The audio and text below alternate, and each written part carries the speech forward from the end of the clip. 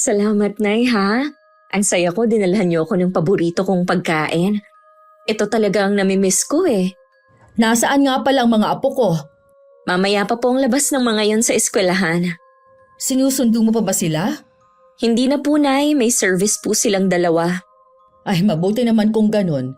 Iba na ang panahon ngayon. Pareho pa namang babae ang mga anak mo, kaya dapat mo silang ingatan. Kaya nga po sinunod ko ang payo ninyo na kuhaan ko na lang sila ng service. Dahil madalas hindi ko nasusundo. Ang asawa mong si Paulo, kumusta naman siya? Okay naman po. Laging abala sa trabaho. Naibibigay ba naman niya ang mga pangangailangan ninyong mag-iina? Oo naman po. Malaki po kaya ang sahod ni Paulo. Mabuti naman. Kapag wala namang pasok, dumalaw naman kayo sa bahay. Namimiss na namin ang itay mo ang mga bata. Opo, Nay. Isasama ko na rin si Paulo pagpunta namin. Ang taong makasarili, madalas silang hindi nakakaramdam ng simpatsya sa kapwa. Gusto lang nila sila ang sentro ng atensyon. Walang pakialam sa ibang kapamilya na laging nandyan sa oras ng kagipitan. Mapagpalang araw sa inyo, Miss Gwen, at sa lahat ng masusugid na taga-subaybay ng inyong channel. Tawagin niyo na lamang po ako sa pangalang Kate. 28 years old at 1 taon pa lang kasal at wala pang anak. Kasalukuyan po kaming naninirahan dito sa Baguio ng asawa ko. Pero sa probinsya po ng Albay nagmula ang aking pamilya. Dahil sa pakikinig ng mga kwento sa inyong channel, nainganyo na rin ako magbahagi ng aking karanasan. Sana magustuhan rin ito ng mga kapwa ko taga-subaybay at magsilbi na ring aral sa lahat. Saan po kayo nagpunta? Sa Ate Rosella mo. Teka, dumating na ba ang tatay mo? Dumating na po siya pero umalis din agad. Dadalhin daw niya yung jeep sa talyer. Sira na naman pala. Ay, sakit na talaga ng ulong jeep ng tatay niyo. Halos kasing tanda ko na yung jeep ni tatay eh. Marami nang pinagdaanan. Ang sabi ko nga sa tatay mo, ibenta na lang. Ayaw naman. Kapag ibinenta po yun, ano na lang ang pagkakakitaan ni Itay? Matanda na rin naman siya. Saka may trabaho ka naman na. Hayaan na lang po natin si Itay sa gusto niya. Anay, kumusta naman po si Ate Rosella tsaka yung 2 bata? Okay naman sila. Tuwang-tuwa nga sa mga dala kong pagkain yun daw ang namimiss niya. Mabuti naman po. Nagustuhan niya ang mga binili ko. Sa susunod anak, damihan mo ang bili. Kulang pa nga yun May mga pagkain ka pang hindi nabili. Sige po, Nay. Sa susunod na sahod ko. Siya nga pala, nakapagluto ka na ba? Hindi pa po, Nay. Pero bibili na lang ako ng lutong ulam sa labas. Tawagin mo na lang ako kapag nakabili ka na ha. Nay, baka meron po kayong extra dyan na pambili ng ulam. Sakto na lang kasi tong pera ko para sa pamasahe ko ngayong linggo Naku, wala na anak Bawasan mo na lang ang pera mo dyan. Alam mo namang wala akong pera. 2 kaming magkapatid ni Ate Rosella. Mas matanda lang siya sa akin ng 3 taon. Hindi na nakapagtapos ang ate ko dahil maaga na buntis ng boyfriend. Mabuti nilang hindi siya tinakbuhan nito. Sa ngayon 2 na ang anak nila at may maayos namang trabaho ang bayaw ko. Kaya hindi ko maiwasang magtaka kung bakit kailangan pa rin siyang suportahan ng mga magulang ko imbis na ipunin na lang nila ang kita sa pamamasada ni Itay. Para kasing hindi man lang nila iniisip na tumatanda na rin sila at kailangan din nila mag-ipon. Siguro nanawa na rin ang tatay mo sa pasira-sira niyang jeep kaya ibebenta na daw niya. May nahanap na po ba siyang buyer? Wala pa nga May mga kakilala po ako na pwedeng tumulong. Sige nga anak, para mabilis na maibenta ang jeep na yon. Gusto ko na rin kasing makahawak ng malaking halaga. Sana po kapag naibenta ni Itay ang jeep, pwede akong makahiram sa kanya. Bala ko po kasing magnegosyo kasama si Lerma. Ano naman nang inenegosyo ninyo ng kaibigan mo? RTW po na yung plano namin. May experience naman sa pagninegosyo ang kaibigan kong yun bago siya nag-abroad, kaya hindi kami mahihirapan. Ibig sabihin, wala na siyang balak bumalik ng Taiwan? Wala na nga po na eh. Balak na lang niyang magnegosyo na lang dito sa atin. Ikaw ba? Kung sakali na makisosyo sa kanya, aalis ka ba sa trabaho mo? Hindi po, Nay. Pwede ko naman pong pagsabayin eh. Dapat kasi magnegosyo ka na lang ng sarili mo. Mahirap kasi ang may kasosyo pa. Wala naman po akong sapat na pera eh. Kaya nga uutang lang ako kay tatay. Kung natuloy lang sana ako noon mag-abroad, baka malaki na ang naipon ko. Si ate kasi, pagkatapos kong gastusan para sa passport at iba pa niyang requirements noon, hindi naman pala tutuloy. Anong gagawin natin kung natatakot ang ate mo? Tsaka siguro inisip din niya ang pamilyang maiiwan niya. Hindi ko lang po maiwasan na manghinayang dahil ako sana ang aalis noon.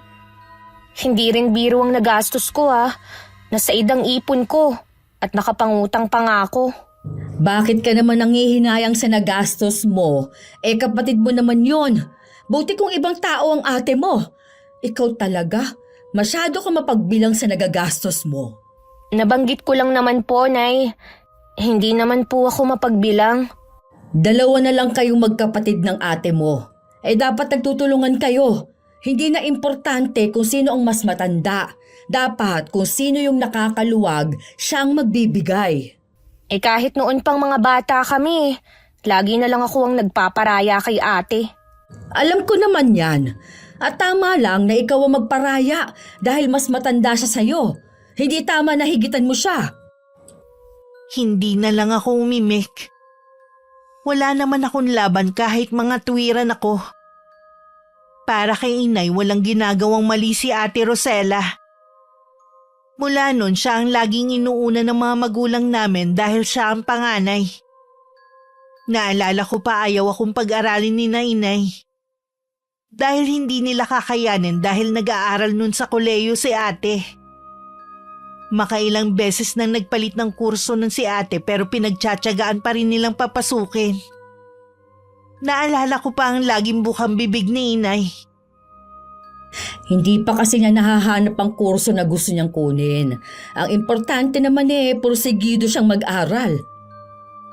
Mabuti na lang nakakuha ko ng scholarship at nag-working student din ako para may panggastos sa pag-aaral ko. Hindi rin kasi biro ang mag-aral. Nang mga panahon na yun, nakikihati pa sa akin si ate. Kapag hindi ko binibigyan, sasabihan pa akong madamot at saka isusumbong sa aming mga magulang. Kapag naaalala ko yun, may kirot pa rin sa puso ko. Gusto ko pa rin magbago ang buhay namin at sa tulong ng perang hihiramin ko, posibleng matupad yun. Dahil sa tulong ng mga kaibigan ko, nakahanap kami ng buyer ng jeep ni Itay. Bumisita na nga yung gustong bumili at ininspeksyon na rin ng jeep ng sarili nitong mekaniko. Balak na pong ibenta ni Itay ang jeep? Bakit ngayon nyo lang sinabi sa akin? Nakalimutan kong banggitin yung tumawag ka eh. Kapag po naibenta na yung jeep, ano na lang po ang pagkakakitaan nyo? Wala namang problema dahil may trabaho ang kapatid mo. Tsaka, hihiramin nga niya yung pera para sa naiisip niyang negosyo. Sa bagay nga, dalawa na lang kayo ni tatay ang binubuhay ni Kate. Huwag lang siyang mag-asawa agad. Hindi siya pwedeng mag-asawa. Hindi pa nga siya nakakabayad sa pagpapalaki namin sa kanya. Nay, 25 na si Kate. Nasa tamang edad na para mag-asawa. Ako nga mas bata pa sa kanya nung nagkaanak eh. Basta hindi ako papayag. Wala na nga kami ibang aasahan eh. Tapos uunahin pa niya pag-aasawa. Huwag niyo na lang pong payagan na magpaligaw para hindi makaisip na mag-asawa. Sa tingin ko naman, wala siyang planong tumanggap ng manliligaw. May bala kasi siyang makisosyo kay Lerma. Nakauwi na pala si Lerma? Siya sana ang kasabayan ko noon kung hindi ako nag-back out. Sayang nga, hindi ka tumuloy noon. Bigla kasi akong kinabahan eh. Tsaka hindi pa ako nakakaalis parang nahu-homesick na ako. Mabuti na nga rin na hindi ka na tumuloy kaysa yung nandoon ka na at nakapirma ka na ng kontrata tsaka ka pa magbaback out.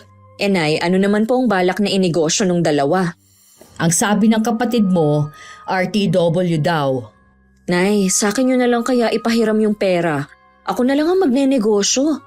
O ano naman ang balak mong itayong negosyo? Malawak po itong harap ng bahay ko. Pwede kong gawin tong hair salon. Yun naman po ang pangarap ko noon pa, ang magkaroon ng sariling salon. Sa wakas, matutupad na rin kapag naibenta ang jeep ni Itay. Paano naman yung kapatid mo? Baka magtampo yun. May trabaho naman po siya, samantalang ako wala. Ibigay na niya sa akin ang oportunidad na ito. Sige, kakausapin ko na lang siya. Maiintindihan naman niya kung sa'yo na lang namin ipapahiram ang pera. Papayagan ka ba naman ng asawa mo? Oo naman po, siguradong matutuwa yun. May makakatuwang na siya sa paghahanap buhay. Hindi ko maitago ang saya ko nang malaman na nagkasundo na ang buyer at si Itay. Sa wakas kasi makakahiram na rin ako ng pera. Binanggit ko na rin kay Lerma na payag na akong makisosyo sa kanya. Tuwang-tuwa naman ang kaibigan ko. Dahil ako lang daw ang gusto niyang maging partner sa negosyo niya. Alam daw niya kasing maaasahan ako at mula nga nun magkaibigan na kami. Nakausap ko na si Itay. At sinabi nga niya na iniwan niya ang pera kay Inay at kunin ko na lang. Pero hindi ko akalain na muling guguho ang mundo ko sa malalaman. Ano po, Nay? Ipinahiram niyo kay Ate Rosela ang lahat ng perang pinagbentahan ng jeep? Oo, anak, nakiusap kasi ang kapatid mo. Gusto daw niya magtayo ng salon sa harap ng bahay niya. Nay naman, ako ang unang nagsabi sa inyo Tsaka, nakausap ko na rin si Lerma na magsusosyo kami sa negosyo. Bakit kasi sinabi mo kaagad dun kay Lerma? Hindi mo pa naman hawak yung pera. Dahil nagtiwala po ako sa inyo na sa akin yung ipapahiram ang pera. Ibabalik ko naman yun may kasama pang interes. Si Ate Rosela ba, ibabalik niya ba ang pera? Malamang hindi na, gaya ng ginagawa niya noon pa. Kaya ako lang naman ibinigay sa kanya dahil may pamilya na siya at gusto niya makatulong sa asawa. Ikaw naman may trabaho at wala pa namang pamilya. Intindihin mo na lang ang kapatid mo. Kahit naman nung bata kami, siya na lang ang lagi kong iniintindi. Wala na tayong magagawa na ibigay ko na sa kapatid mo. Alangan naman bawiin ko pa. Sana po kasi, pinanindigan niyo ang una niyong plano. Hindi yung nagsabi lang sa inyo si Ate Rosela, nagbago na ang isip niyo. Ang kitid naman ng utak mo! Ayaw mo lawakan yung pag-unawa mo Nay, mula noon, wala na akong ginawa kundi unawain ang pamilyang to. Pero kayo, hindi niyo man lang ako naiintindihan. Kate! Bumalik ka dito! Nag-uusap pa tayo!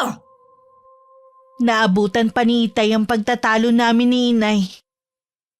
Minabuti ko na lang na pumasok na sa kwarto ko kaysa naman sa harapan pa nila ako mismo bumulalas ng iyak. Para na kasing sasabog ang dibdib ko sa sama ng loob. Agad ako nag-message kay Lerma. Siya lang kasi ang pinagsasabihan ko ng lahat ng problema ko. At alam din niya ang sitwasyon ko dito sa amin. Ano bang nangyayari? Bakit kayo nagtatalo ni Kate? Kasi nagagalit siya sa akin dahil hindi ko siya pinagbigyan kundi yung ate niya.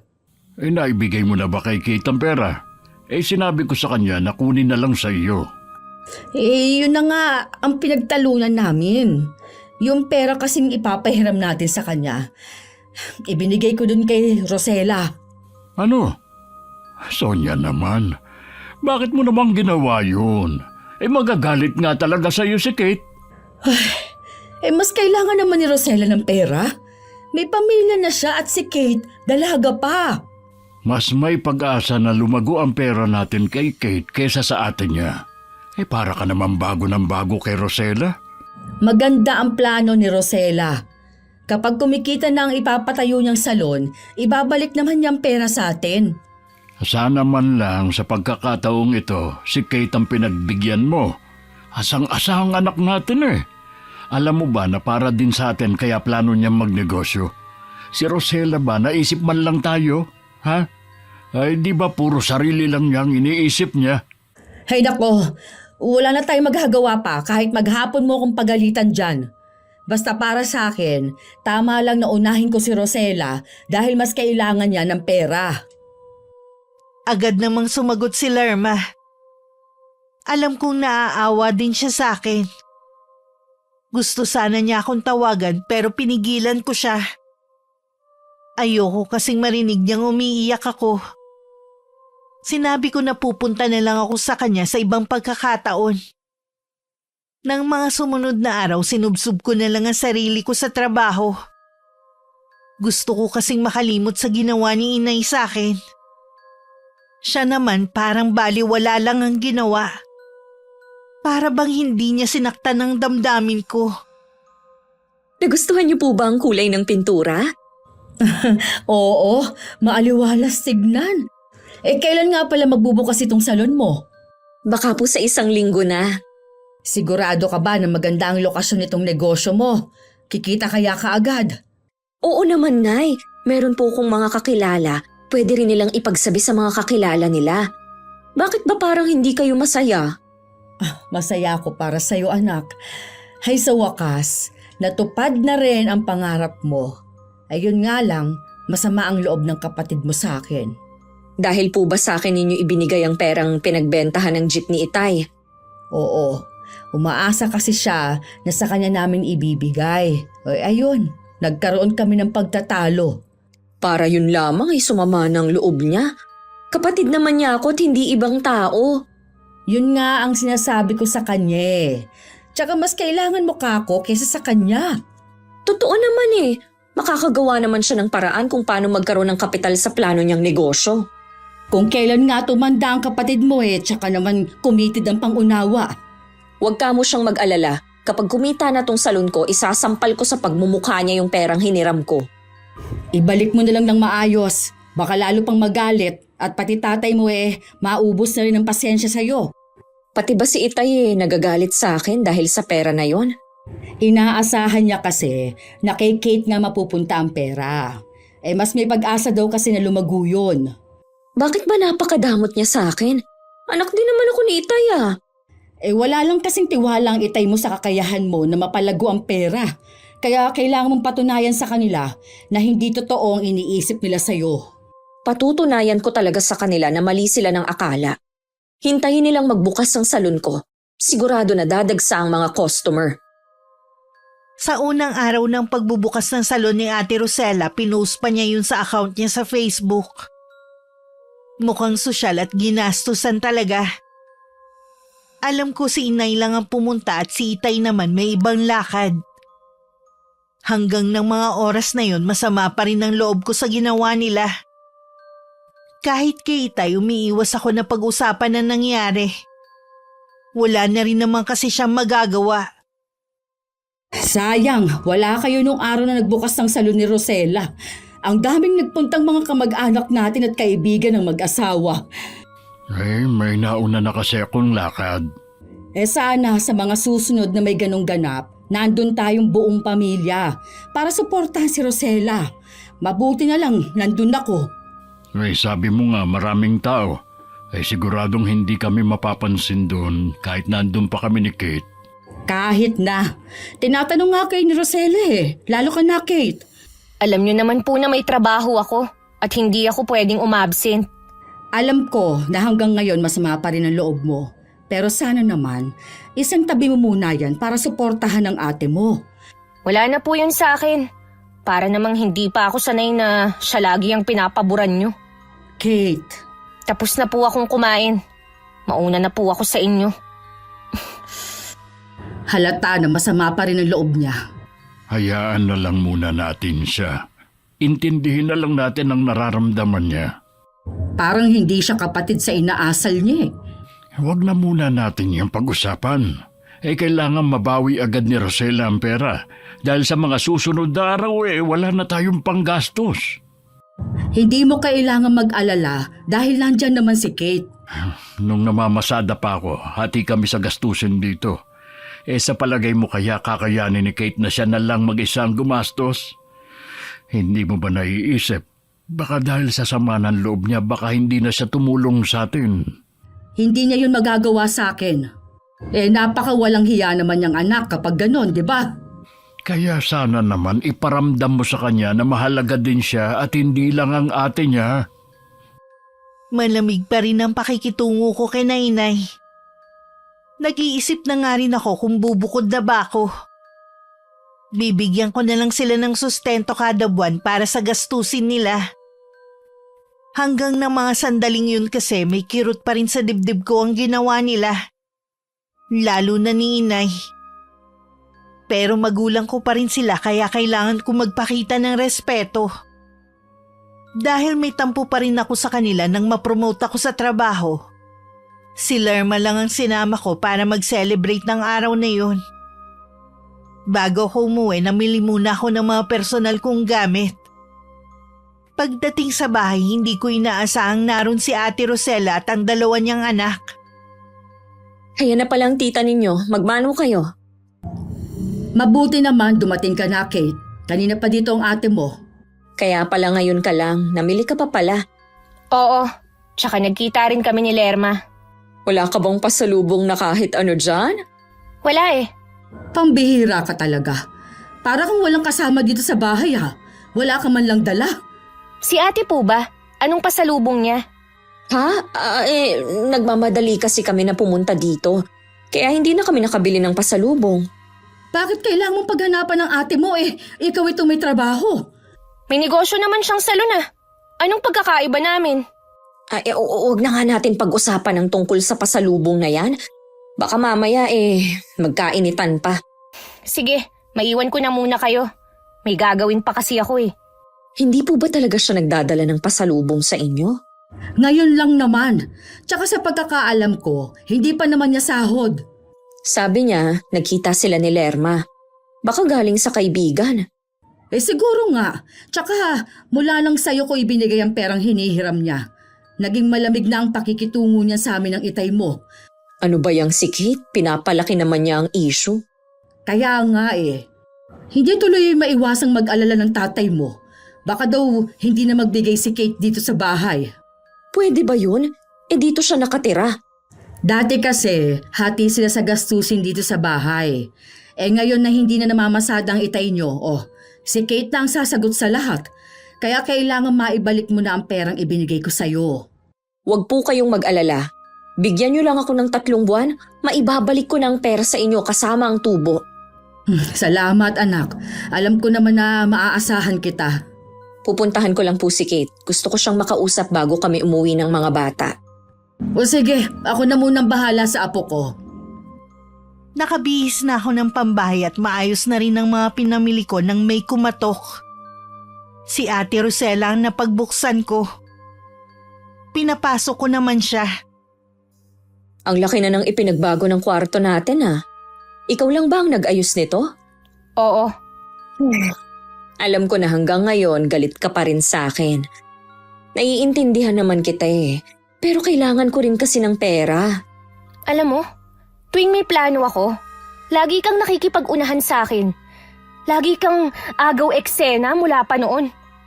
Ako ang unang nagsabi, kaya sana nagparaya ka naman kahit ngayon lang. Dahil alam mong ikaw ang papaboran. Ayun, sumigi ka pa rin. Alam ko naman na kapritsyo mo lang yung salon Hindi mo rin naman itutuloy katulad nung mga nauna mong plano. Nagkakamali ka, Kate. Seryoso ako sa negosyo ko. Ito talaga ang pangarap ko noon pa.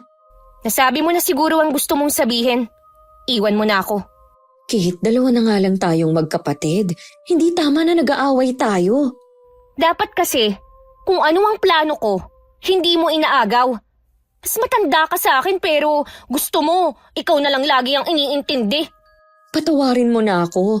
Ibabalik ko rin naman yung pera kina inay. Di pwede mo nang hiramin. Hindi na kailangan. Ibalik mo na lang sa kanila ang pera nila para meron silang panggastos. Alam mo wala nang pinagkakakitaan si Itay at hindi na rin siya makakapaghanap ng trabaho. Yun naman talaga ang plano ko Sa ngayon, ikaw na muna ang bahala sa kanila at sa gastusin dito sa bahay. Hindi mo kailangang sabihin yan. Dahil noon pa man, ako na ang gumagastos sa bahay na ito. Mabuti naman. Aalis na rin kami. Baka kasi maunahan pa kami sa pag-uwi ni Paulo. Kahit kinausap pa ako ni Ate Rosella, hindi pa rin naman nagbago ang pakikitungo ko sa aking mga magulang. Tahimik lang ako at hindi masyadong nagsasalita. Alam kong naninibago sila, lalo na si Itay. Pero mas gusto ko na rin ng ganito. Hindi naman ako nagkukulang dito sa bahay. Sapat na siguro yun para hindi nila ako matawag na masamang anak. Ilang linggo na ring walang naririnig si Inay na balita sa negosyo ng kapatid ko. Kaya naisipan niyang dalawin si Ate Rosella. Wala kayatang customer ngayon. Ilang araw na nga pong wala eh. Gusto na nga pong ipasara ni Paulo. Ha? Bakit naman niya gustong ipasara? Malakas daw kasi sa kuryente, wala namang customer. Puro lang daw palabas ang pera namin. Bago pa lang naman. Baka makabawi ka pa sa mga susunod na araw. Malapit pa naman ang birthday ni Nika. Hindi pwedeng hindi maghahanda dahil 7th birthday niya yun. May pera naman siguro si Paulo para sa anak niya. Malaki po kasi ang nilon niya at nagbabayad pa rin kami hanggang ngayon. Gusto niya po kumain na lang sa labas. Ayoko naman po ng ganun. Eh kung wala ba? At naghihigpit din kayo ng sinturon o ano magagawa mo? Kumusta naman po kayo sa bahay? Ayos naman. Sinagot na lahat ni Kate ang lahat ng gastusin sa bahay. Ultimo mga sabon at shampoo namin ng tatay nyo. Mabuti naman po. Wala na kayong aalalahanin. May pera kaya si Kate? Hindi kita masasagot dahil hindi naman siya nagkukwento sa akin. Bala ko sanang umutang sa kanya eh. Panghanda lang sa birthday ni Nika. Subukan mo manghiram. Pamangkin naman niyang magbe-birthday eh.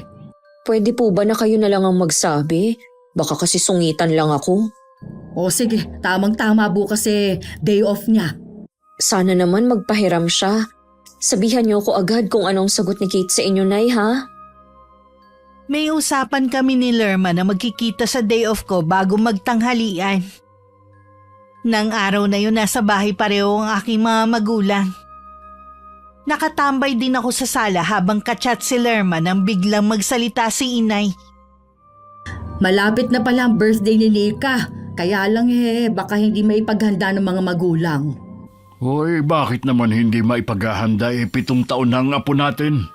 Alam mo naman na bago lang ang salon ni Rosella. Tapos si Paulo naman may loan pang binabayaran. Gusto nga niya kumain na lang daw sa labas. Ayaw naman ni Rosella. Kung wala naman silang panghanda, bakit kailangan pilitin? Ay, nakakaawa naman yung bata kung hindi nila ipaghahanda. Maging practical na lang sila. Ayos na ang kumain sila sa labas. Kate, meron palang pinapasabi ang ate mo. Kung pwede daw ba na pahiramin mo siya. Ipangahanda lang ng pamangkin mo ba? Pasensya na po, Nay. Gipit din ako ngayon eh. Wala akong maipapahiram sa kanya. Kahit magkano man lang sana na pandagdag lang sa panghanda. Wala nga po, Nay. Kung gusto pala nilang paghandaan ng birthday ni Nika, sana pinag-ipunan nila para hindi sila nakakaabala sa ibang tao. Kung magsalita ka, parang hindi mo naman pamangkin ang pagbibigyan mo. Ano po ang magagawa ko kung wala nga akong maipapahiram? Kailangan ba pigain niyo ko? O baka naman sabihan niyo na naman akong madamot niyan. Tama naman ang anak mo. Huwag mo siyang pilitin. Aalis na po ako, Tay. Ay sige, huwag ka lang magpapagabi ng uwi mo. Opo. Saan pupunta yon? Magkikita sila ni Lerma. Wala siyang pangbigay sa pamangkin pero meron siyang panggala. Wala na tayong pakialam dun. At isa pa, hindi niya obligasyon ang pamangkin niya. May mga magulang ang apo natin, hayaan mo silang mamroblema kung saan kukuha ng panghanda. Bakit ba? Lagi ka nalang kontra sa mga sinasabi ko, ha? Hindi ako kontra. Sinasabi ko lang ang totoo. At saka tigilan mo na rin ang kakasabi mo na madamot si Kate. Mula pagkabata, lagi mo na lang yung bukang bibig tuwing hindi pinagbibigyan ng ate niya. Hoy, kita mo, hanggang ngayon nakatatak yun sa isipan niya. Oo na, hindi ko na sasabihin. Ay, paano kaya yan? Asang-asa pa naman si Rosella na mapapahiram siya. Sabihin mo kay Rosella na wag na siyang aasa kahit kailan sa kapatid niya. May kanya-kanya na silang buhay. Huwag mo na sanang hintayin na mapuno sa atin si Kate at umalis siya dito sa bahay. Nadismaya nga si Ate Rosella nang malaman na wala akong mapapahiram sa kanya na panghanda. May hinala siya na hanggang ngayon masama pa rin ang loob ko sa kanya. At yun ang dahilan ng hindi ko pagpapahiram. Dati kasi mabilis lang ako magbigay sa kanya. Lalo na pagdating sa mga pamangkin ko. Sumasama na talagang ugali ng babaeng yun. Akala mo kung sino na siya? Narinig ko yung sinabi mo, Rosella. Dahil lang sa hindi ka napahiram ng kapatid mo, magsasalita ka na ng ganyan. Para po kasing imposible na wala siyang pera. May trabaho naman siya. Magkano lang ba sahod ng kapatid mo? Siya din ang gumagastos dito sa bahay. Anong gusto mo, ubusin ng kapatid mo ang sahod niya sa atin lahat? Huwag na siyang magtira para sa kanya? Huminahon ka. Hindi mo kailangan magalit. Sumusobra na kasi itong si Rosella eh. Akala mo, lagi nang may patago sa kapatid niya. Hindi naman po sa ganun, Tay. Baka lang kasi meron siyang naitatabi. Babayaran ko rin naman po. Ay, di ba sinagot na niya? Wala siyang pera. Huwag mo siyang obligahin dahil sa akin ka mananagot. Mabuti pa anak, pumayag ka na lang sa gusto ng asawa mo. Kumain na lang kayo sa labas sa birthday ni Nika. Ganun na nga lang po, Nay. Magkaroon ka naman sana ng utang na loob sa kapatid mo. Ang dami niyang isinakripisyo para sa'yo. Mas inuuna pa nga namin ang kailangan mo kaysa sa kanya eh. Masaya na siya sa mga pinaglumaan mo. Noong nag-aaral kayo, ikaw pa rin ang inuna namin. Pero anong ginawa mo? Nag-asawa ka. Tapos na naman po yun. Hindi nyo na kailangan pang balikan. Imbis na matuto ka ng leksyon, parang wala ka na namang natutunang aral sa mga pagkakamali mo. Huwag kayong mag-alala, Tay. Hindi na po ako hihingi ng pabor kay Kate. Ay dapat lang. Mabuti pa umuwi na po ako. Mag-iingat ka ha. Balitaan mo na lang ako. Ay, gusto mo bang sumama ang loob ni Rosella sa atin ha? Bakit kailangan mo pa yung banggitin? Lagi mo na lang iniisip ang kapakanan niya, ang mararamdaman niya. Pero binabaliwala mo si Kate. Kaya naman ni Kate ang sarili niya eh. Akala mo lang yun, pero tinatago lang niya lahat ng sama ng loob niya sa atin. Nagsasabi ba sa'yo si Kate ng mga problema niya? Oo, kaya kung ako sa'yo, huwag mo siyang sagarin at baka mawala pang isang taong nagmamalasakit sa atin. Tuluyan nang isinara ni Ate Rosella ang salon niya dahil na rin sa utos ng asawa. Pinagtatalunan na rin kasi nila yun. Dumagdag pa sa init ng ulo ng kapatid ko nang hindi niya naipaghanda ang anak niya. Hindi tuloy maipinta ang mukha niya habang kumakain sila sa isang restaurant. Nang sumunod na araw, pumunta siya sa bahay para sabihin sa mga magulang namin na isinara na niya ang salon. Sinabi rin ng ate ko na hindi na niya maibabalik ang pera dahil mas kailangan nilang unahin ang pangangailangan nila. Inaasahan ko na yan. Kaya nga mas gusto kong kay Kate sana ipahiram yung pera. Pero nagdesisyon ang inay mo na sa'yo ibigay. Hindi man lang namin napakinabangan ang pinagbentahan ng jeep. Sorry po, Tay. Wala din namang kasiguruhan kung lalago nga ang pera kung kay Kate natin ipinahiram. Nakausap ko ang tatay ni Lerma. Nabanggit nga niya na malakas ang negosyo ng anak dahil maliban pala sa may pwesto, nagbebenta rin online. Tinanong nga niya kung bakit hindi natuloy ang pagsasosyo ng dalawa. Sayang naman pala. Di sana lumago na yung pera. Kaya nga, magsisiman tayo wala na rin magagawa. Puro kasi sarili niyo lang ang iniisip niyo. Pwede pa naman siguro makisosyo si Kate. Kaibigan naman niya si Lerma eh. Saan mo naman pakukuhanin ng pera ang kapatid mo? Wala nga siyang pampuhunan. Ang hina naman kasi ng loob niya para mangutang. Ang dami naman sana niyang kakilala. Ayaw lang niyang madagdagan ang obligasyon niya. Hindi naman siya kagaya mong mag-isip. Baka naman meron siyang ipon. Ayaw lang niyang sabihin. Kung meron man, wala na tayong pakialam doon. Nakakapanghinayang pa rin na malaman na asensado na si Lerma tapos empleyado pa rin si Kate. Ikaw lagi ang humahadlang sa kapatid mo para umangat. Hindi ko maiwasang isipin na naiinggit ka sa kanya. Hindi naman po yun ang ginagawa ko. At hindi ako naiinggit sa kanya. Si tatay talaga. Grabe akong pag-isipan ng masama. Mula ngayon, kahit anong plano ni Kate, susuportahan ko na siya. Gusto ko namang bumawi sa kanya. Ang laki na naging pagkukulang ko sa kanya. Hindi maiwasan ni Ate Rosella na magtampo sa aming ama dahil sa sinabi nito. Nasanay kasi siya na laging nakasuporta sa kanya ang mga magulang namin. Hindi ko pa rin ipinaalam sa kanila ang pagkakapromote ko sa trabaho.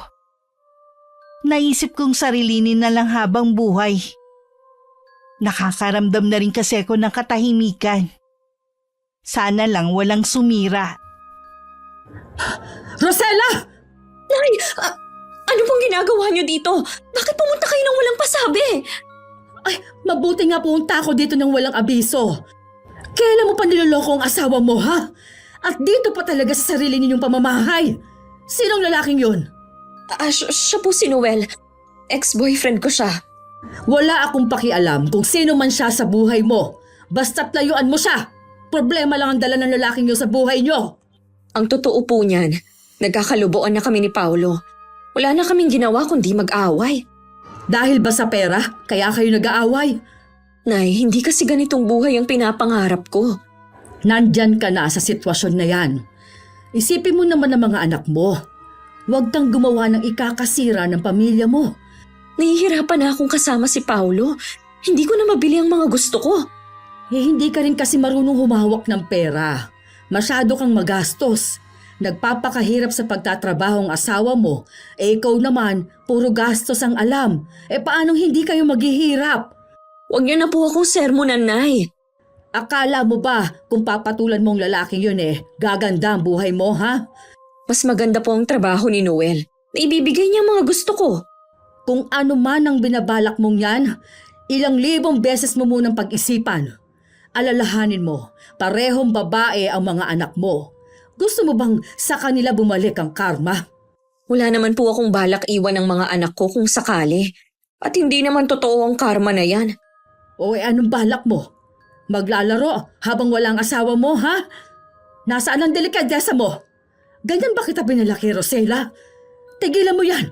Kundi ako mismo magsasabi sa asawa mo tungkol sa ginagawa mo. Alam naman ni Ate Rosella na hindi siya magagawang ipahamak ng nanay namin. Kaya nagpatuloy lang siya sa ginagawa niyang pakikipagkita sa ex niyang si Noel. Malakas kasi ang loob niya dahil akala niya binata pa rin ito. Yun ang siniguro nito sa kanya. Pero lahat pala ng mga sinabi ng lalaki pawang kasinungalingan. Isang araw sumugod ang kinakasama ni Noel. Nagkataon na nandun pa si Kuya Paulo. Ipinakita rito ang mga larawan nila ng ate ko. Kaya hindi na rin nakatanggi si Ate Rosella. Yan na nga bang sinasabi ko Hindi naman ako nagkulang ng paalaala sa'yo. Sabi naman po kasi ni Noel na matagal na silang hiwalay nung kinakasama niya. Natural na yon ang sasabihin niya para makuha ang loob mo. Ano po ang gagawin ko? Galit na galit sa akin si Paulo. Lumayas na daw ako dito. Nasaan ba ang asawa mo ngayon? Umuwi po muna siya sa kanila. Gusto nga niyang isama ang mga anak ko pero hindi ako pumayag. Kailangan daw pagbalik niya wala na ako dito. Ano ba kasi yung gulong pinasok mo? May posibilidad talaga na kunin niya sa'yo ang mga bata. Hindi ako papayag, Nay. Akin lang ang mga anak ko.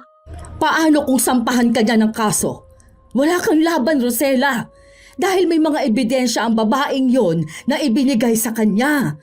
Isa pa nga yun sa nagpapasakit ng ulo ko. Araw-araw na lang pong nandito ang kinakasama ni Noel. Binabantaan ako nagaganti sa akin. Kaya natatakot ako para sa mga anak ko.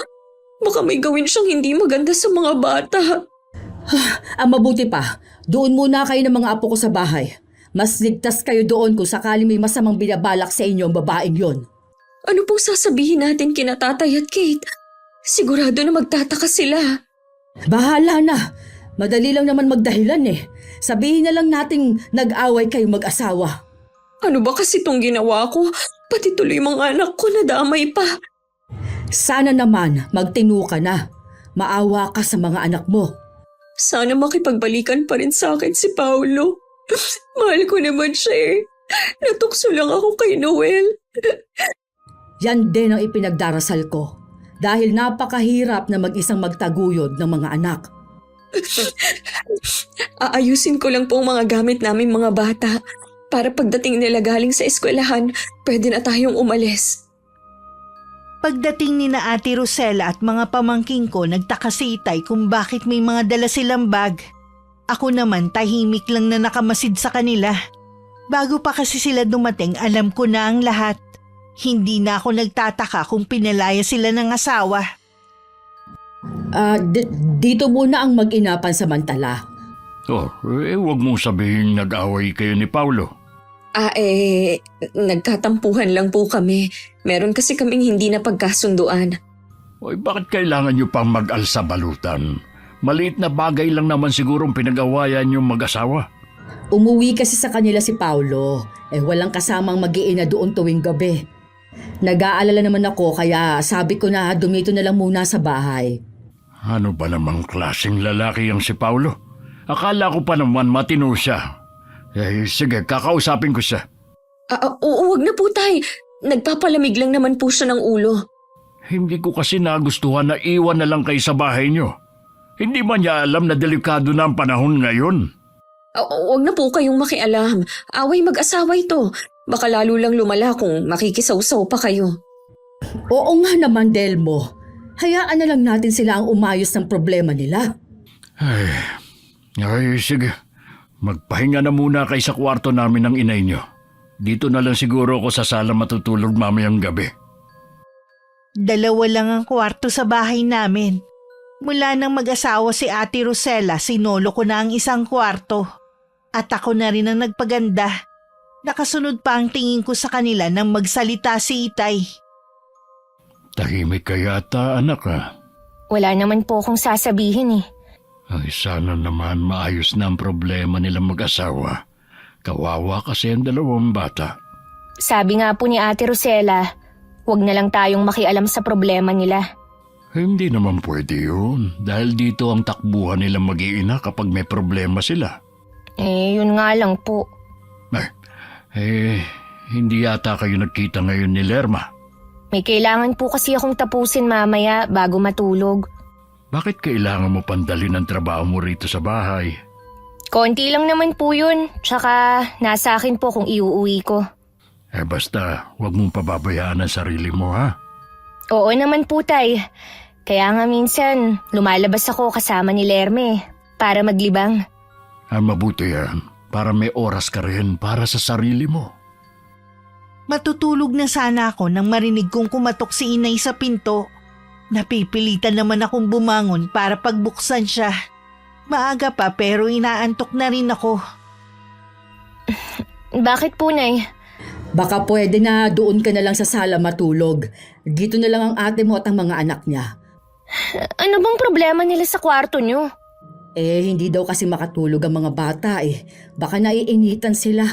Baka dyan sa kwarto mo maging komportable sila. Nay, kwarto ko to. At dito lang ako komportable. Pansamantala lang naman Ako pagod sa buong maghapon na trabaho. Hindi naman siguro kalabisan kung gusto kong maging komportableng matulog ngayong gabi, di ba? Ang damot mo naman. Hindi nga kami sanay na makitulog sa ibang bahay. Di umuwi na lang kayo sa bahay nyo. Di tapos ang problema nyo. Kate, ate mong sinasabihan mo. Kaunting respeto naman. Ako ba nire-respeto nyo? Ako na nga nagtatrabaho dito. Ako pa yung palalayasin nyo sa kwarto na to. Pansamantala lang naman. Hindi naman habang buhay aangkinin ang kwarto mo. Hindi po ako naniniwala, Nay. Pagkatapos ng ginawa ni Ate Rosella, malabo nang makabalik pa siya sa kanila. Kaya hindi ko ipapaubaya ang kwarto ko sa kanya. Anong ibig mong sabihin? Alam ko po kung ano ang ginawa ni ate. Itiko mo na yung bibig mo. Kundi malilintikan ka sa akin. Takot kang malaman ni tatay, no? Huwag ka kasing lumandi. para hindi rin kayo nakakaabala sa katulad ko na kailangan din ng privacy. Sandali lang, Kate. Buksan mo muna itong pinto. Mag-usap muna tayo. Hayaan nyo na lang, Nay. Baka mamaya ay mag-ingay pa yan. Mabuti na lang wala dito si tatay. Ay, pagtsagaan nyo na nga lang muna ang kwarto namin ng itay ninyo. Opo, Nay. Paano yan? Baka magtagal na kami dito. Huwag kang mag-alala. Kakausapin ko ulit ang kapatid mo. Akala mo naman kasi kung sino siya dito. Kinabukasan, maaga akong umalis pero gabi nang nakauwi sa amin. Hindi pa ako nakakababa ng tricycle nang makita kong nagmamadaling lumabas ng bahay namin si Kuya Paulo. Pagpasok ko sa bahay, nadatnan kong umiiyak si Ate Rosella habang galit na galit si Itay. Mukhang alam na nito ang ginawa ng ate ko. Dumiretso na lang ako sa silid ko at nagpahinga. Hindi na rin ako lumabas para maghapunan. Kinabukasan na rin ako lumabas ng kwarto ko. Kate, may ideya ka na siguro na dito natitira sa atin ang kapatid mo at mga pamangkin mo. Opo, alam ko na pagdating pa lang ni na ate. Alam niyo ba nakatrabaho ko yung babaeng kinakasama ni Noel? Ganun ba? Katrabaho mo pala siya. Ginugulo niya kasi ang ate mo. Matagal na po kasi silang nagsasama, bago pa naging magkarelasyon sina ate at si Noel. Siya din ang dahilan ng hiwalayan ng dalawa nun bago pa mag-asawa si Ate Rosella. Kaya ganun na lang ang galit ni Mabel. Nagsisisi na ang ate mo sa nagawa niya. Gusto na niyang ayusin ang pamilya niya. Ano po bang sabi ni Kuya Paulo? Ayaw na niyang balikan ang ate mo eh. Ang gusto niya, makuha ang 2 bata. Ayaw naman ng Ate Rosella mo. Kung ako kay ate, ibigay na lang niya ang 2 bata sa ama. Mas mapapabuti sila dun dahil may trabaho si Kuya Paulo. Tutal siyang nagloko. Hindi naman ganun kadali yun. Alam ko po na mahirap, pero mas mahihirapan siya kung wala naman siyang trabaho. Buti kung magsuporta pa sa kanya ang asawa niya. Nagbanta nga na hindi na magbibigay. Paano yan? Kung patuloy siyang magmamatigas, pati yung mga bata maaapektuhan. Baka pwedeng ikaw na muna ang bahala sa kanila. Noy, hindi ko na po kakayanin. Dapat, umpisahan na ni ate na humanap ng trabaho. Maghahanap naman daw siya. Pansamantala lang naman eh. Sariling kaligayahan lang niya kasi ang iniisip niya eh. Ang dami niya tuloy na perwisyo. Huwag mo nang sisihin ang ate mo. Bugbog na nga sa sermon ng tatay mo eh. Dapat lang na magtanda siya. Tinutuo nga ng bayaw ko na hindi siya magsusuporta. Hindi naman makaangal ang ate ko dahil siya ang may kasalanan. Hindi ko rin alam kung nag-a-apply ba siya ng trabaho. 2 buwan na rin sila sa bahay. Dahil hindi ko rin matiis ang mga pamangkin ko, ako muna ang umako sa gastusin nila. Wala silang naririnig na reklamo sa akin. Ang hindi ko lang nagustuhan ng pag-uwi ko sa amin, inukupan na ng kapatid ko at 2 pamangkin ang kwarto ko. Anong ginagawa niyo rito? Mula ngayon, ito nang magiging kwarto namin. Ang kapal naman ng mukha mo na magsiga-sigaan dito. Mas may karapatan ako dahil panganay ako. Pumayag na rin si inay. Lagi mo nalang ginagamit ang pagiging panganay mo para makuha ang gusto mo. Masyado ka talagang makasarili mula pa noon. Dalaga ka pa naman eh. Kailangan namin ng privacy ng mga anak ko at ganun din naman ng mga magulang natin. Dapat lang na ikaw ang magbigay. Anong ingay ito? Hanggang labas eh, naririnig tong boses nyo. Paano naman po ako makakapagpahinga ng maayos kung ibinigay niyo sa kanila tong kwarto ko? Hayaan mo na lang sila dito. Pwede ka naman dito sa sala. Walang iistorbo sa'yo kapag nagpapahinga ka na. Grabe naman kayo, Nay! Ako na nga lahat ng gumagastos dito sa bahay. Pagod na nga ako sa trabaho. Ganito niyo pa ako tratuhin. Huwag mo nga kami sumbatan, ha? Hindi ka pa nga nakakabayad sa ginawa kong pagpapalaki sa'yo? O bakit si ate? Nakabayad na ba siya sa inyo? Pwede ba, Kate? Magparaya ka na lang. Sige, nagpaparaya ako.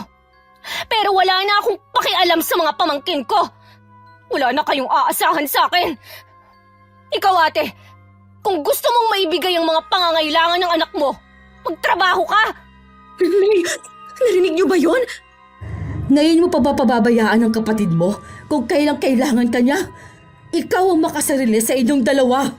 Buong buhay ko, ibinigay ko sa pamilyang to. Pero si ate pa rin ang mahalaga sa inyo. Kailan ko kaya maririnig sa inyo na importante din ako? Natigil lang ang pagtatalo namin nang dumating si Itay. Nang malaman niya ang nangyayari, hindi rin niya napilit ang ate ko na umalis sa kwarto ko. Lalo na nung nag-iiyakan na ang mga apo. At sila na mismo ang humiling na doon na lang sila. Wala ko nagawa kundi magparaya na lang. 1 linggo rin akong umiiyak habang nakahiga sa sofa. Para akong batang naghahanap ng kakampi ng mga oras na yon. Nay! Nay! Hoy! Bakit ka ba sabay-sigaw dyan? Nandito lang naman ako.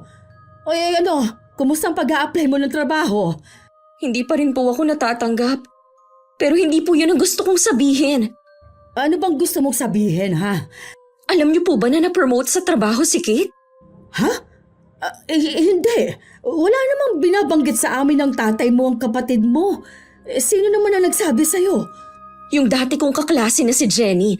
Aksidente po kasi kaming nagkita kanina. Nabanggit nga niya na boss niya si Kate at ilang buwan na daw na-promote.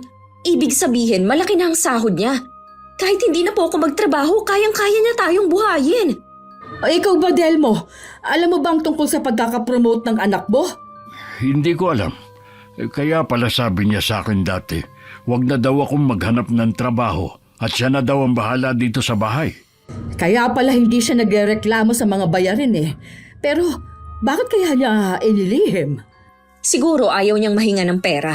Aba, hindi pwede na tipirin niya tayo, no? Ang laki ng sahod niya tapos wala naman siyang pamilya pa. Masyado talaga siyang malihim. Lagot sa akin ang babaeng yan. Naiiling na lang si Itay sa naririnig niya. Wala silang kamalay-malay na wala na akong planong umuwi ng bahay. Nagpaalam na ako kay Itay na bubukod na ako. Pumayag naman siya dahil nakikita niya ang paghihirap ng kalooban ko. Bakit kaya wala pa hanggang ngayon si Kate? Baka po meron lang dinaanan. Hindi na uuwi dito si Kate. Ha? Nagsabi ba sa'yo? Nagpaalam siya na bubukod na. Sakto naman na inilipat siya sa ibang branch, kaya kailangan niyang umupa malapit sa papasukan niya. Malayo kasi kung dito siya manggagaling. Bakit hindi man lang siya nakipag-usap sa akin? Nagtatanong ka pa talaga, ha? Pagkatapos ng mga ginawa niyo kay Kate? Tay, magbibigay pa naman siya sa atin, di ba? Hindi ko alam, pero ang bili niya, maghanap ka na ng trabaho. Nay! Ano ba yan si Kate? Basta na lang lumayas. Alam mo ba kung saan siya ngayon? Hindi ko alam, pero kung ako sa inyo, tigilan na lang natin siya. Pagod na siya dahil sa atin. Wala naman siyang napapala eh. Puro lang siya bigay ng bigay. Natural. Meron siya at nakakaluwag. Kapag tumawag siya sa'yo, pakausap mo yan sa akin. Si tatay ang naging mata ko sa nangyayari sa bahay namin. Hindi pa rin naman nahinto ang pagsuporta ko sa kanila dahil mahal ko sila. Kay tatay ko rin nalaman na hindi pa rin tinitigilan ni Mabel ang ate ko. Hanggang sa bahay namin ginugulo siya nito. Sorry tay kung mas pinili ko na lumayo muna. Ayos lang yun, anak. Mabuti nga yun para matutong tumayo sa sariling paa ang ate mo. Hindi pa rin po ba siya nakakahanap ng trabaho? Hindi pa rin. Natatakot kasi siya kay Mabel. Kahit saan na lang kasi sumusulpot ang babaeng yun. Marami po talaga siyang oras para guluhin si ate dahil wala na siyang trabaho. Kaya naman pala. Parang gusto ko na nga rin pong umuwi sa atin eh. Hindi naman ako sanay na malayo sa inyo ni inay. Masasanay ka rin at maiisip mo na masarap din palang mabuhay ng mag-isa. Basta tay, ingatan niyo po ang kalusugan niyo ah. Tawagan niyo ako kapag may kailangan kayo. Oo, anak. Ikaw din, ha? Huwag mong pababayaan ang sarili mo. Anumang oras, tawagan mo lang ako kapag may kailangan ka. Pakiramdam ko matagal na ulit ang pagkikita namin ni Itay. Dahil sa dami ng bilin namin sa isa't isa. Yun pala tama ang kutob ko. Hindi basta makaalis si Itay sa bahay dahil inaatake ng nerbyo si Inay. Dahil sa nangyayari kay Ate Rosella. Bigla na lang kasing nanghina ang katawan nito. Pagkatapos ng huli nilang paghaharap ni Mabel. Isinusumpa ko lahat ng sakit na nararamdaman ko mula noon hanggang ngayon. Mararanasan mo rin. Mas matindi pa. Hindi kita mapapatawad kahit kailan. Nakarating sa akin ang balitang pagpapakamatay ni Mabel sa pamamagitan ng pagbigti sa sarili. Agad ko yun itinawag kay Itay. Nagulat din siya sa nalaman. At nasambit na lang na kaya daw pala hindi na nanggugulo sa bahay namin ng babae. Kanina pa kita hinahanap, nandito ka lang pala. Nakausap ko si Kate. Ngayon lang. Bakit hindi mo ko tinawag? Di ba sabi ko naman sa'yo na gusto ko siyang makausap? Nagmamadali rin kasi siya at nasa trabaho. Meron lang siyang ibinalita. Ano naman ang itinawag niya? Patay na raw si Mabel. Nagpakamatay. Kaya pala, hindi na niya ginugulong anak natin. Hindi ko alam kung mabuti ba o masama ang balitang yan. Kahit daw nakipagbalikan na si Noel sa kanya, para daw nalunod na ang babae sa matinding depresyon. Lagi na lang daw itong nagdududa na baka lukuhin na naman siya ng kinakasama. Pero bakit niya kailangan kitlin ang sariling buhay? Alam naman niyang malaking kasalanan yun. May wala na kasi sa tamang katinuan yung tao, kaya hindi na nakakapag-isip ng tama. Kasalanan naman niya. Nagpabulag siya sa galit at selos sa anak natin. Iniwan na rin naman ni Rosella ang lalaking yon at sa kanya na nakikisama. Pero hindi pa rin siya tumigil. May kasalanan din naman si Rosella. Kung nakontento na lang sana siya kay Paulo, hindi na sana aabot sa ganito. Kasi nga, nahihirapan na siya sa sitwasyon nila ni Paulo. Kasama sa buhay mag-asawa ang maghirap, dapat handa siya noon. Hindi lang puro saya ang pagsasama. Mahina kasi ang anak mo. Natukso lang talaga siya. Malakas ang loob gumawa ng masama ang anak natin dahil alam niya kakampihan mo siya kahit mali. Bakit pa parang sinisisi mo pa ako? May parte ka naman talaga sa nangyari. Kapag hindi ka pa nagbago sa pangungunsinti mo dyan sa anak natin, baka higit pa dyan ang gawin niya. Bakit ba lagi na lang si Rosella ang kailangang pagsabihan? Bakit hindi mo rin pagsabihan si Kate na bumalik na dito sa bahay? Ako na mismo nagsabi sa kanya na huwag nang bumalik dito. Harapin naman niya ang sariling buhay. Gusto ko rin naman siya magkaroon ng sariling pamilya. Ano? Sinabihan mo pa ang anak mo ng ganun? Paano na tayo niyan kapag nag-asawa siya? O paano ang ate niya? Alam mong may 2 anak yon. Hindi obligasyon ni Kate ang kapatid niya. Hindi nga obligasyon pero wala namang ibang tutulong sa kapatid niya kundi siya lang. Tama na! Hindi na siya tutulungan ni Kate dahil sa pagiging makasarili niyo. Sinabi mo ba kay Kate na may sakit ang ate niya?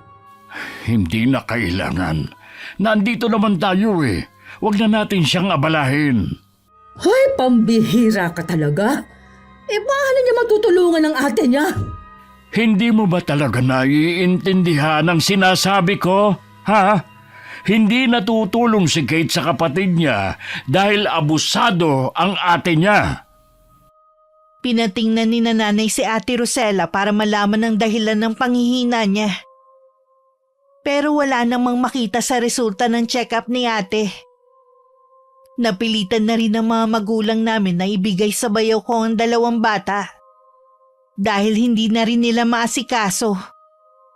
Kahit tutol ang kapatid ko, wala na rin siyang nagawa.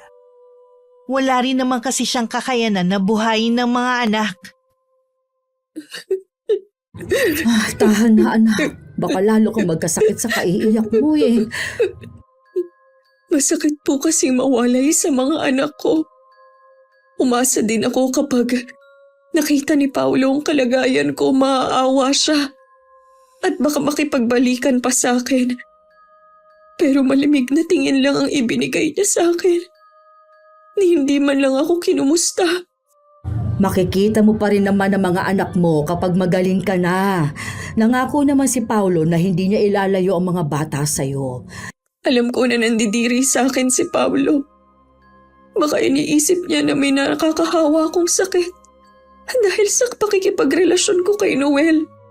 Baka nga iniisip din niya na karma ito sa akin.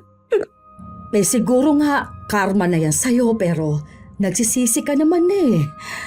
Bakit ganun, Nay? Hindi malaman ng mga doktor ang tunay kong sakit. Kung tingnan pa nila ako sa ospital, para akong umaarte lang at gawa-gawa ko lang ang pagkakasakit ko. Kung alam lang nila na hindi ako makatulog sa gabi sa sobrang sakit ng buo kong katawan, sabayan pa ng sakit sa ulo. Yun na nga ang pinagtataka ko eh. Halata naman na may sakit ka. Parang hindi profesional ang mga doktor doon. Tingin ko po, Nay, malala na ang sakit ko. Mamamatay na siguro ako. Huwag mo nga sabihin yan. Gagaling ka pa. Maghahanap tayo ng magaling na doktor. Kung kinakailangan, luluwas tayo ng Maynila. Doon tayo maghahanap. Magagaling ang mga manggagamot doon. Salamat, Nay. Hindi kayo sumusuko sa akin. Siyempre naman, anak kita eh. Walang ina ang kayang tiisin ng mga anak nila. Si Kate kaya, naaalala pa kaya ako? Bakit hindi siya dumadalaw sa akin, Nay? Hindi kasi niya alam na may sakit ka. Hindi sinasabi ng tatay mo. Mabuti pa siya. May magandang trabaho at siguro maayos na ang lagay niya ngayon. Huwag mong kaiinggitan kung ano man ang meron siya. Alam ko naman na hindi siya masaya dahil nag-iisa lang siya. Kahit paano, ikaw, kasama mo kami ng tatay mo.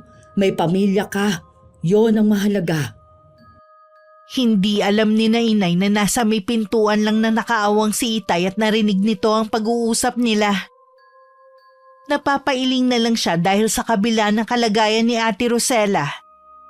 Masasama pa rin ang lumalabas sa bibig ni inay laban sa akin. Napapaisip din si Itay na baka hindi doktor ang kailangan ni ate. Naalala niya kasi ang huling sinabi ni Mabel sa kapatid ko noon, bago to nagpakamatay. Delmo, lumuwas kaya tayo ng Maynila para doon ipatigin si Rosella. Ay hindi biro ang pagluwas ng Maynila. Kakailanganin natin ng malaking halaga. Di tawagan mo si Kate. Emergency naman to eh. Hindi ko na kayang makitang nahihirapan si Rosella. Narinig ko ang lahat ng sinabi mo kay Rosella kanina. Talaga bang siya lang ang mahalaga sa'yo? Ha? Gatasan lang ba ang tingin mo kay Kate? Narinig mo pala. Oo. Umaasa pa naman ako na magbabago ka. Pero lalo kang lumalala. Dapat siguro pati ikaw magpa-check up na rin. Oo na! Sige na! Tama ka! Si Rosella lang ang mahalaga sa akin. Dahil siyang mas mahina sa dalawa. Hindi niya kayang mag-isa. Hindi katulad ni Kate na malakas ang loob. Or hindi dahilan yun para lagi kang nakakampi kay Rosella at binabaliwala mo naman si Kate na mas nakakatulong sa atin.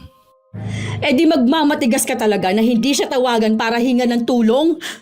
Hindi talaga. Wala akong balak na sirain ang bakasyon niya. Mas inuna pa talaga niya ang pagbabakasyon kaysa umuwi dito sa atin para alamin ang kalagayan natin. Dapat nga noon pa niya ginawa yun eh. Lagi lang tayong nagiging hadlang.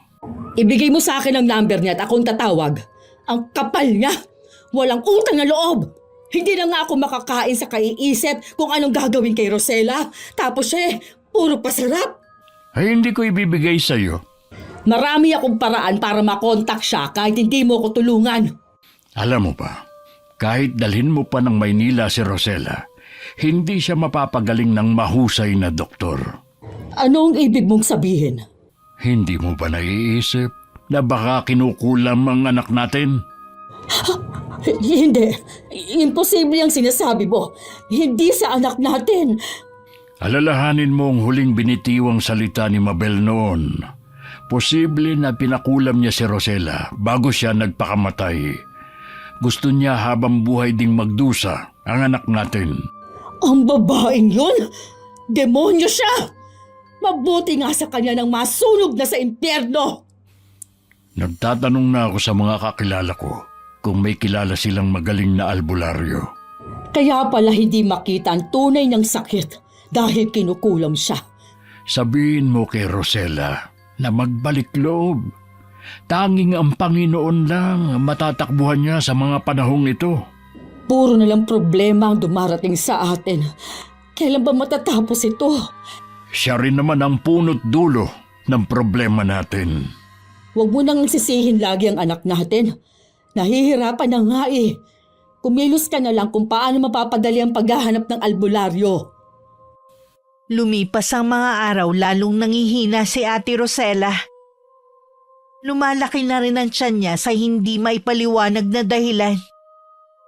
Maging ang pagsusugat ng balat niya at kapag natutuyo, nagmimistulang malaking balakubak na humihiwalay sa balat niya.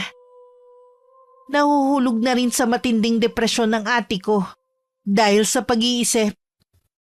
Akala ko po ba'y luluwas tayo ng Maynila? May magagaling naman na doktor dito sa atin. Doon na lang tayo magpapatingin. Ayoko po sanang may makakita sa akin na kakilala na ganito na ang itsura. Para akong halimaw. Kapag gumaling ka na, babalik na ulit sa dati ang itsura mo. Hindi na po ko umaasa. Mabuti pa si Kate. May balita ka na ba sa kapatid mo? Nakontak mo na siya? Hindi po kami nagkakausap. Ang pinsan lang namin na nagsabi na marami siyang post na kasama ang boyfriend niya. Yun siguro ang dahilan kung bakit hindi siya umuwi dito. Siguro nga. Ayoko na rin siyang makita kahit kailan. Siya dapat ang nandito at hindi ako. Rosella, sabi pala ng tatay mo, magbalik loob ka na sa Panginoon. Bakit po niya yan sinabi? Mamamatay na po ba ako? Hindi ko alam kung paano ito sasabihin sa'yo. Diretsahin niyo na lang po ako. Palagay ng tatay mo, may kumukulam sa'yo. Ano? Kulam? Sino naman ang... Si Mabel? Oo, siya nga rin ang naiisip namin na pwedeng gumawa nito sa'yo. Bakit ako? Hindi lang naman ako ang nanloko sa kanya eh. Nalaman din ng tatay mo na wala na si Noel.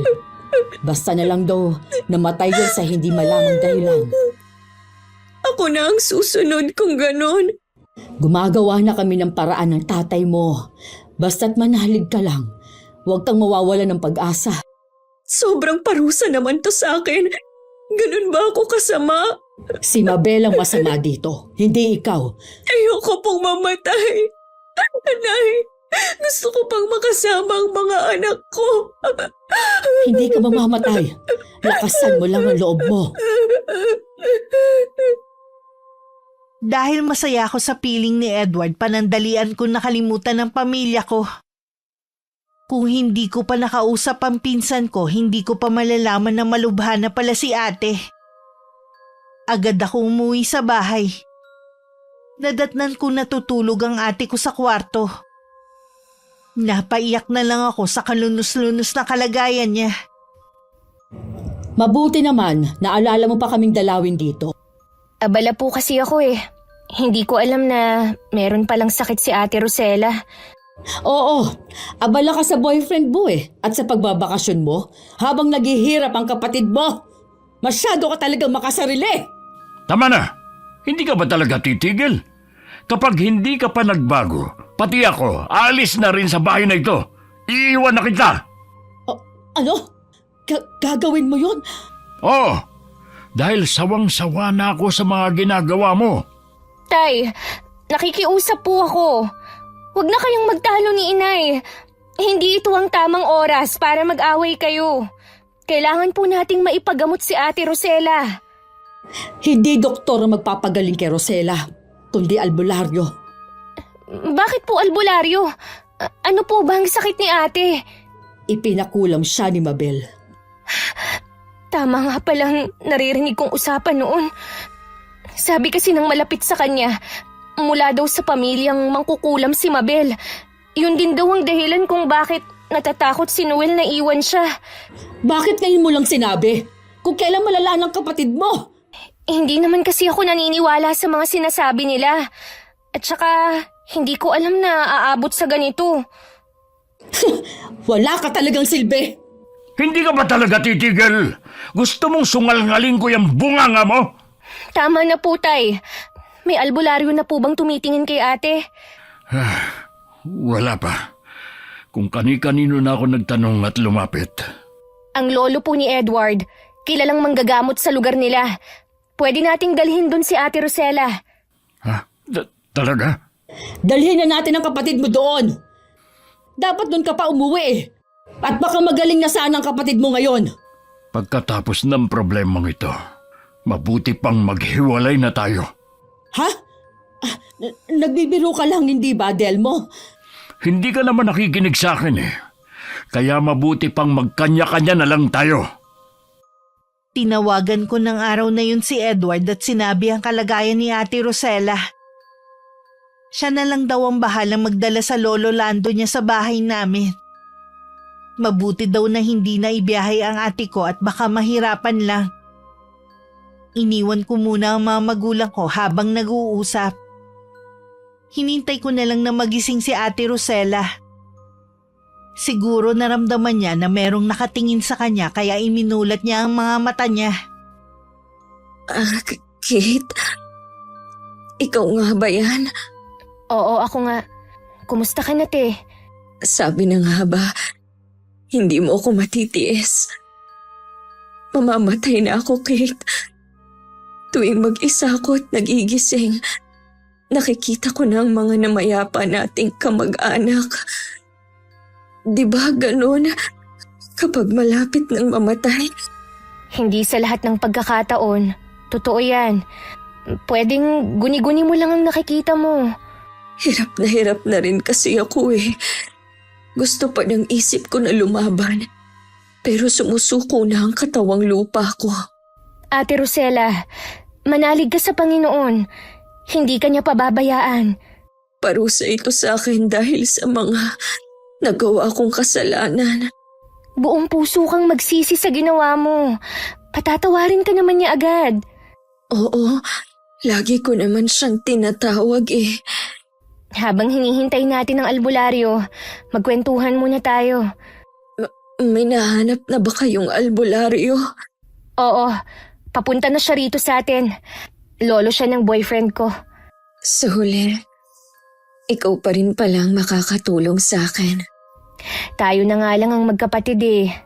Dapat lang na tayo ang magtulungan. Ikaw lang naman ang laging tumutulong sa akin eh. Ako, laging pabigat sa'yo. Kalimutan mo na yon, ate. Ang importante, ang gumaling ka na kaagad. Makakapagsimula ka na ulit ng bagong buhay. Halata na inaantok na si Ate Rosella. Pero kinukwentuhan ko pa rin siya para manatili siyang gising. Hanggang sa hindi na niya nakayanan ng antok. Hinayaan ko na lang siyang magpahinga. Nakatitig lang ako sa orasan sa dingding habang hinihintay ko ang pagdating ng albularyo. Inaantok na rin ako nang dumating ang maglolo. Habang ginagamot si ate, naiwan naman kami sa sala ni inay. At magkausap naman sa labas ang boyfriend ko at si Itay. Hindi mo nabanggit na bulag pala ang manggagamot na yon. Mula po pagkabata, bulag na si Lolo Lando. Hindi na rin po siya nakapag-asawa kaya ang nanay na ni Edward ang nag-aasikaso sa kanya kahit noon pa. Sana naman mapagaling niya ang ate mo. Matagal na siyang naghihirap. Gusto na nga niyang mamatay eh. Marami na pong napagaling si Lolo Lando. Mula pa po nung binatilyo siya. Magtiwala lang po tayo sa kanya. Sana nga gumaling na ang ate mo. Ha? Teka, bakit sumisigaw si Rosella? Huwag po kayong pumasok. Hayaan lang po natin sila. Baka kasi kailangan tayo ng kapatid mo. Ganun lang po siguro ang paraan ng panggagamot ni Lolo Lando. Ilang beses pang tinangka ni inay na pumasok sa loob ng kwarto pero hindi niya mabuksan ang pinto. Patuloy pa rin naming naririnig ang malakas na sigaw ni ate at dasal na inuusal ng albularyo. Napaatras pa si inay nang mula sa ilalim ng pinto Sa siwang nito lumabas ang maitim na usok. Ano to? Rosella, anak! Ano nangyayari dyan? Nay, huminahon po kayo. Paano kung hihinahon kung hindi ko alam ang nangyayari sa kapatid mo doon sa loob? Alam ko po na nag-aalala talaga kayo kay ate. Ganon din naman kami eh. Pero ipagdasal na lang natin siya. Yun lang ang magagawa nating tulong sa kanya. Kung pwede ko lang sanang akuin na lang ang paghihirap ng ate mo para akong paulit-ulit na namamatay. Maupo muna kayo ha. Baka kayo naman ang magkasakit niyan eh. Para nang mababaliw si inay habang tinatakpan ng mga kamay ang dalawang tenga. Wala pa rin kasing tigil sa pagsigaw si ate. Kahit ako impit na lang napaiyak. Sinubukan ko rin buksan ang pinto. Pero nakalak yun sa loob at parang may mabigat na harang. Meron pa rin maitim na usok ang lumalabas sa siwang ng pinto. Lumipas ang mahabang sandali. Tumigil na rin sa pagsigaw si ate. Ilang sandali pa lumabas na rin ang albularyo. May naaamoy din kami mula sa loob ng kwarto na parang nasusunog na laman. Agad na pumasok sa loob ang mga magulang ko. Naiwan naman ako sa sala. Ay, naku, sa lahat ng ginamot ko, sa kanya ako nahirapan ng husto. Ano pong ibig niyong sabihin, Lolo? Ay, nasa kabilang buhay na kasi ang gumawa nito sa kapatid mo. Kinailangan ko pang maglakbay para lang makausap siya. Nagmamatigas siya, pero sa huli, nanaig pa rin ng kabutihan. Wala talagang imposible sa kapangyarihan ng ating Panginoon na nagbigay sa akin ng kakayanan para manggamot. Maraming salamat po sa inyo. Utang po namin sa inyo ang pangalawang buhay ng kapatid ko. Wala yun, anak. Kahit sa umpisa pa lang alam ko nang mahihirapan ako. Kailanman hindi ako pwedeng tumanggi sa mga taong nangangailangan ng tulong. Ilang araw pa bago bumalik sa dating sigla si Ate Rosella. Pero malaki na ang ipinagbago niya pagkatapos siyang gamutin. Madalas siyang tahimik lang at laging nakatingin sa malayo. Kapag tinatanong naman siya, umiiling lang siya. Hindi tuloy maiwasan ni inay na mag-alala pa rin. Sana anak, huwag ka na umalis dito sa bahay. Huwag mong saklawan ang desisyon ng anak natin. Hayaan mong siya magdesisyon para sa kanyang sarili. Madalas ko rin po kayong dadalawin dito.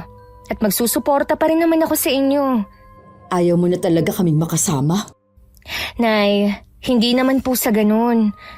Mas gusto ko lang kasi ang buhay na meron ako ngayon.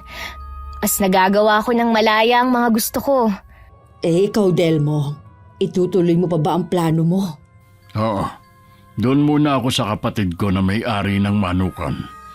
Nag-apply kasi ako na tagabantay ng poultry niya. Gusto ko rin kasing may pinagkakakitaan. Alam mong hindi ako sanay na nakapermi lang sa bahay. Ganun ba talaga kasama ang ugali namin mag-ina para iwan ninyo? Alam ko na hindi pa rin kayo nagbabago ni Rosella. Pagkakataon nyo na ito para mapag-isipan ang ginagawa nyo. Maiwan ko po muna kayo Kakausapin ko lang po si Ate Rosella bago ako umalis. Napasukan ko si Ate Rosella na nakatanaw sa labas ng bintana habang hawak ang cellphone niya. Lumingon naman siya at ngumiti. Malamlam pa rin ang mga mata niya at baka sa kanya ang lungkot. Ayos ka na ba, ate? Oo naman. Lagi ka kasing tulala at malalim ang iniisip. Nagpaplano lang ako para sa kinabukasan ko. Wala na kasi akong aasahan kay Paulo eh. Nagkausap na ba kayo? Oo, kanina bago ka pumasok. Ayaw na niya talagang makipagbalikan pa sa akin. Ano nang plano mo? Maghahanap ng trabaho para matustusan ang pangangailangan namin ni inay.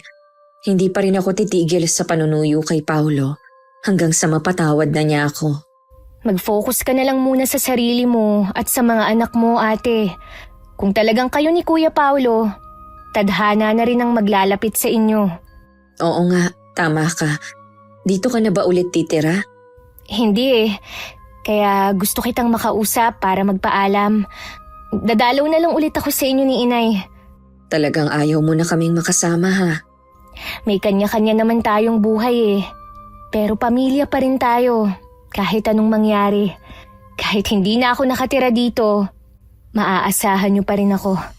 Mag-iingat ka lagi ha. Salamat sa lahat ng tulong mo. Pangako ko sa'yo, hindi na ako magiging pabigat sa'yo. Mahigpit pa akong niyakap ni Ate Rosella. Sabay na rin kami umalis ni Itay noon sa bahay namin. Lagi naman kami magka-chat ni ate mula nang umalis ako sa amin. Mas naging malapit pa kami sa isa't isa ngayon. 1 buwan pa bago siya nagkaroon ng trabaho. Si Itay naman mas mukhang hiyang sa kanya ang trabaho kaysa nakapirmi lang sa bahay. Kahit gaano pa kalaki ang nagawang kasalanan ng kapatid, mas piliin pa rin ang magpatawad. Isa yun sa mga natutunan ko sa karanasang ito. Hindi man siya nagpakaate, hindi ibig sabihin na masama na ang kapatid ko. Siguro yun lang ang daan para mas maging matatag ako at mahanap ko ang tamang daan para sa akin. Sa ngayon po, Miss Gwen, masaya na ako sa taong nagmamahal sa akin at kontento ako sa buhay na meron ako. Maraming salamat po sa pagpili ng aking kwento. Wakas.